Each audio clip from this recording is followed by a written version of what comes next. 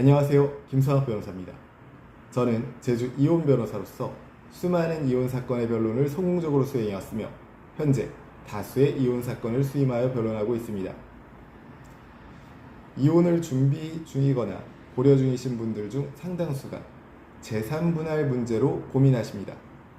단순히 재산을 나누는 것이라고 생각할 수 있지만 실제로는 어떤 재산이 분할 대상인지, 누가 얼마나 기여했는지, 증거를 어떻게 확보해야 하는지 등 법적으로 매우 복잡한 문제들이 얽혀 있습니다. 오늘은 이혼 재산분할 청구 시 반드시 유의해야 할 사항들을 이혼 변호사의 입장에서 자세히 설명드리겠습니다. 우선 재산분할은 혼인 중 형성된 공동재산이 대상입니다. 재산분할은 단순히 있는 재산을 반으로 나눈다는 개념이 아닙니다.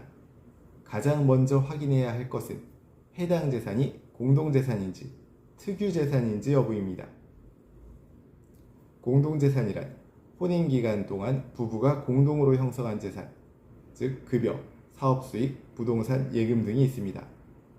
반면 특유재산은 혼인 전부터 보유하고 있던 재산이나 상속, 증여 등으로 일방 배우자가 단독 취득한 재산을 말합니다. 다만 특유재산이라 하더라도 상대 배우자가 관리, 유지, 증식에 기여한 경우 일부 재산분할 대상이 될 수 있습니다. 다음으로 재산 형성과 기여도를 입증할 증거 확보가 중요합니다. 재산분할 비율은 5대5가 원칙이지만 실제로는 기여도에 따라 달라집니다.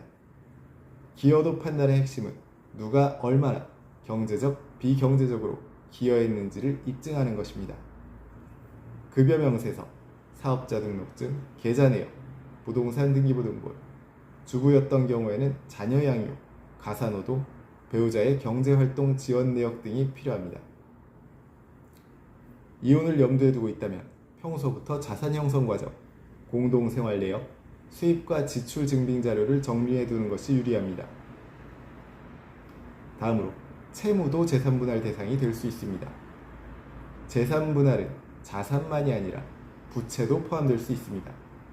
예를 들어 전세자금 대출, 주택담보대출, 신용카드 사용액, 사업 운영을 위한 차입금 등 이러한 채무가 공동생활을 위한 용도였는지 여부에 따라 분할 범위가 달라집니다. 배우자 개인의 소비나 도박, 사치 등으로 발생한 빚은 보통 개인 채무로 보고 재산분할 대상에서 제외됩니다.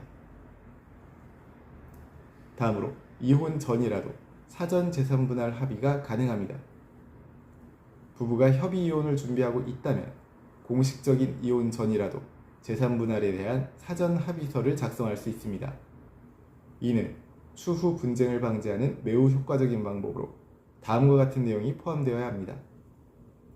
어떤 재산을 누가 취득할 것인지, 채무 부담 주체 여부, 그리고 향후 추가 청구 포기 여부, 공증 또는 확인서 첨부 가능 여부 등을 고려하여 작성해야 합니다.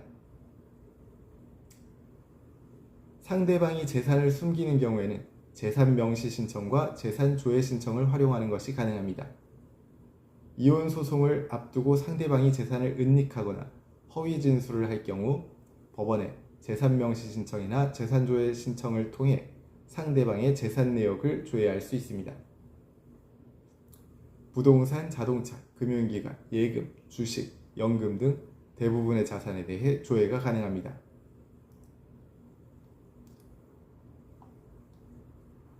현재 이혼을 고민하고 계시거나 재산분할 문제로 갈등이 있다면 언제든지 제주 이혼 변호사 김성학 법률사무소를 찾아주시면 신속, 정확한 해법을 제시해드리겠습니다. 조금이나마 도움이 되셨으면 합니다. 여러분의 권리를 지키고 언제나 신속하고 정확한 해법을 제시해드리는 김성학 변호사입니다. 감사합니다.